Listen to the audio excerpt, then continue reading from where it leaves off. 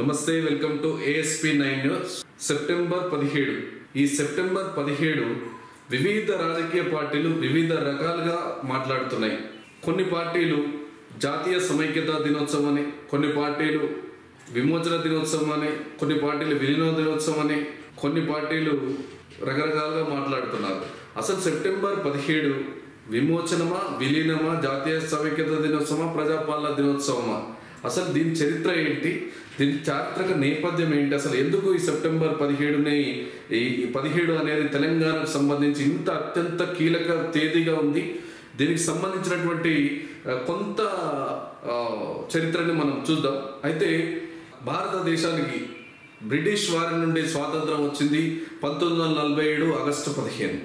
కానీ ఏదైతే నిజాం పరిపాలిస్తున్నటువంటి హైదరాబాద్ సంస్థాన కేంద్రంగా నిజాం పరిపాలిస్తున్నటువంటి ఈ ప్రాంతానికి మాత్రం 1947 ఆగస్టు 15 తారీఖున స్వతంత్రం రాలేదు. ఇంకా హైదరాబాద్ సంస్థానంగా ఇక్కడ ఎటువంటి భారత స్వాతంత్ర దినోత్సవం సంబంధించి జెండాలు ఎగురవేయడం కానీ ఇట్లాంటివి జరగకుండా కేవలం నిజాం ప్రభుగా భావించి నిజాం ఆధీనంలోనే ఈ ప్రాంతాలు ఉంటుండే. ఇక్కడ ఉన్న సంబంధించి తెలంగాణ కావచ్చు, కొంత మహారాష్ట్ర, కొంత కర్ణాటకలో కొన్ని ప్రాంతాలు కావచ్చు, ఈ సంస్థానంలో హైదరాబాద్కు సంబంధించిన ఈ సంస్థానంలో నిజాం కింద ప్రభుత్వం ఉంటుండే. ఇది ఎట్లా ఉంటుండే అంటే చాలా నిరంకుశత్వంగా పరిపాలిస్తుండే. ఎంత నిరంకుశత్వంగా అంటే ప్రజలను బానిసలను చేసి ఈ నిజాం కింద ఒక రజాకార్ వ్యవస్థ అనే ఒక వ్యవస్థ రూపొందించబడి ఆ వ్యవస్థ ఎంత కిరాతకంగా ఉంటుందంటే మహిళలని మానవ ప్రాణాలు మొత్తం దోచేసుకోవడం, విచక్షణ రహితంగా కొట్టడం, చంపడం. అసలు ఎట్లా అంటే మామూలుగా కాదు, అసలు రేంజ్లో అసలు వాళ్ళని విపరీతమైన బాధలకు గురి చేస్తుండే. ఒకవేళ రజాకార్ సైన్యం వస్తుంది అంటే అసలు భయభ్రాంతులకు గురయ్యేవాళ్ళు, వాళ్ళకు నచ్చిన ఆడవాళ్ళని చర్చేసేవాళ్ళు, అసలు మగవాళ్ళని చంపేసేవాళ్ళు, ఆడవాళ్ళని చంపేసేవాళ్ళు. ఊచకోత పోయినారంటే కనీసం ఒక గ్రామం మొత్తం కూడా చంపేసినటువంటి పరిస్థితులు కూడా ఉన్నాయి. నల్గొండ జిల్లా చిట్యాల మండలం గుండ్రాంపల్లి అనే గ్రామంలో ఒక్క మగవారు కూడా లేకుండా మగవారిని అందరినీ చంపేసి ఆ ఊరి మధ్యలో ఉన్నటువంటి ఒక బావిలో పడేసి అత్యంత కిరాతకంగా హత్య చేసినటువంటి సందర్భాలు ఉన్నాయి. వీరబైరాన్పల్లి అంటూ వరంగల్ జిల్లాలోని వీరబైరాన్పల్లిలో ఎదురు తిరిగినటువంటి ప్రతి ఒక్కరిని ఇంటి అసలు ఆ ఊరినే వల్లకాడి చేసినటువంటి వీరబైరాన్పల్లి చరిత్ర మన కళ్ళ ముందు సజీవ సాక్ష్యంగా ఉంది. అలాగే పరకాలకు సంబంధించి పరకాలలో జరిగినటువంటి ఇన్సిడెంట్, ఇట్లా చెప్పుకుంటూ పోతే యావత్ నిజాం పరిపాలించినటువంటి ప్రతి ప్రాంతంలో ప్రజలు రజాకారుల చేత పీడించబడ్డ వాళ్ళే. ఈ రజాకారుల చేత నిర్బంధించబడి మొత్తం వారి వ్యవస్థ మొత్తం వారి చేతుల్లో బందీలుగా, వాళ్ళ చేతుల్లో అచేతనంగా పడి ఉంటుండే.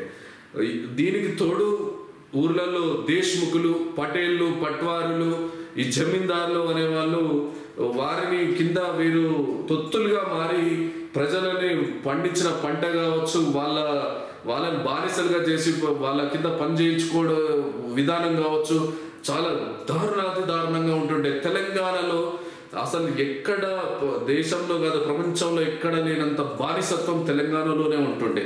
ఈ తెలంగాణ యొక్క బాధను చూసి తెలంగాణ నాట్ ఓన్లీ తెలంగాణ, నిజాం ప్రభుత్వం యొక్క హైదరాబాద్ సంస్థానంగా నిజాం యొక్క ఈ నిరంకుశ పాలన అనేది ఢిల్లీని చేరింది. ఆ ఢిల్లీ అనేది ఇక్కడ జరుగుతున్నటువంటి పరిస్థితులను చూసి చలించిపోయింది. అప్పుడున్నటువంటి హోంమంత్రి సర్దార్ పటేల్ గారు పెద్ద ఎత్తున ఆయన వెంటనే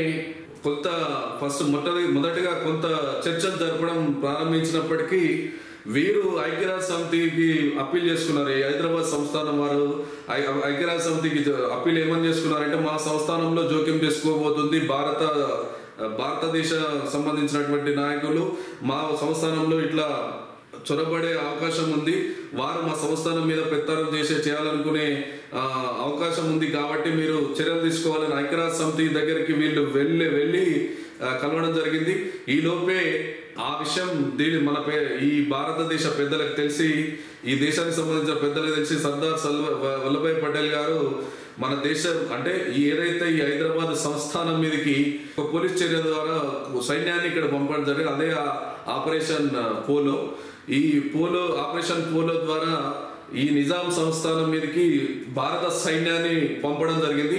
ఈ భారత సైన్యం ఒకవైపు ఇక్కడ దాదాపుగా చాలా మంది ఈ నిజాం నిరంకుశత్వానికి, రజాకారుల యొక్క నిరంకుశత్వానికి ఎదురు తిరిగి ఇక్కడే స్థానికంగా ఉన్న వాళ్ళే చాలా మంది నిరంకుశ ప్రభుత్వానికి వ్యతిరేకంగా పనిచేయడం మొదలుపెట్టారు. అయితే వీళ్ళ తాకిడి, ఈ సైన్యం తాకిడి తట్టుకోలేక 1948 సెప్టెంబర్ 17 ఈ తారీఖున ఇదే రోజున ఢిల్లీ పెద్దల ముంగిట నిజాం ప్రభువు తాను ఓడిపోతున్నట్టుగా లొంగిపోవడం జరిగింది. ఈ లొంగిపోయిన క్షణాన్ని ఇప్పుడు ఈ చరిత్ర చూసినటువంటి మీరు అసలు ఎందుకు ఈ చరిత్రను ఒక ఆయన విలీనం అందామా, ఒక ఆయన విమోచనం అందామా, ఒక ఆయన జాతీయ సమైక్యత అందామా, ఒక ఆయన ప్రజాపాలన అందామా అంటారంటే, ఇప్పుడు మనకు తెలంగాణ పరిపాలించినటువంటి ఏ వ్యక్తి కూడా ఆయన సామాజిక వర్గం కానీ వాళ్ళ తాతల తండ్రులు కానీ ఎవరు కూడా ఈ పీడించిన జాబితాలో లేరు. కేవలం బడుగు బలహీన వర్గాలకు సంబంధించిన వాళ్ళే పటేళ్లు, పటవారులు, దొరలు, దేశముఖులు వీళ్ళే ఇప్పుడు పరిపాలిస్తున్నారు. కాబట్టి వీళ్ళు ఆ కోవకు చెందిన వాళ్ళు కాబట్టి వాళ్ళు సామంతులుగా ఉన్నారు కాబట్టి నిజాంలకు వీళ్ళని ఏం చేయలే. మిగతా పీడిత బాధిత ప్రజలంతా వీళ్ళని పీడించింది కాబట్టి వీళ్ళకి తెలుసు ఇది విమోచనమా విలీనమా ఏది అనేది ఇప్పుడు తెలంగాణ ప్రజలు ఆలోచించాల్సిన అవసరం ఎంతైనా ఉంది. ఈ సెప్టెంబర్ 17కు సంబంధించినటువంటి చరిత్ర ఇది. దీన్ని ఇన్ని రాజకీయ పార్టీలు వివిధ రకాలుగా ఉపయోగించుకునే ప్రయత్నం చేస్తున్నాయి. అసలు తెలంగాణ చరిత్రలో తెలంగాణ ప్రాంతానికి నిజంలో ఒక అంతర్భాగం ఉన్నటువంటి తెలంగాణ ప్రాంతానికి నిజమైన స్వాతంత్ర దినోత్సవం అనేది సెప్టెంబర్ 17, 1948 మాత్రమే లభించింది. అంతకుముందు 1947 ఆగస్టు 15 తారీఖు నాడు వచ్చిన స్వాతంత్రాన్ని ఏమాత్రం అనుభవించలేని పరిస్థితిలో తెలంగాణకు సంబంధించినటువంటి నిజాంకు సంబంధించినటువంటి హైదరాబాద్ సంస్థానంలోని భాగంగా ఉన్నటువంటి తెలంగాణ ప్రాంతం అనుభవించలేదు. సెప్టెంబర్ 17 తర్వాత 1948 తర్వాత మాత్రమే దేశ స్వాతంత్రం భాగంలో అంతర్లీనమైంది. హ్యాపీగా చాలా సంతోషంగా ఊపిరి పీల్చుకున్న సంవత్సరం తర్వాత జరిగింది. కాబట్టి విమోచన దినంగా అనుకోవాలని చెప్పేసి బీజేపీ అంటుంది. లేదు, 1948 ద్వారా భారతదేశంలో ఇది కలపబడింది కాబట్టి ఈ సంస్థానం దీన్ని విలీన దినంగా జరుపుకోవాలని కొందరు అంటున్నారు. ఇది జాతీయ సమైక్యత, ఇది నిజాం నుండి విముక్తి లభించి భారతదేశ సైన్యంలో విలీనమైంది కాబట్టి జాతీయ సమైక్యత దినంగా జరపాలని కొందరు ఇట్లా అంటున్న నేపథ్యం ఇది. సెప్టెంబర్ 17 సంబంధించి షార్ట్ స్టోరీ.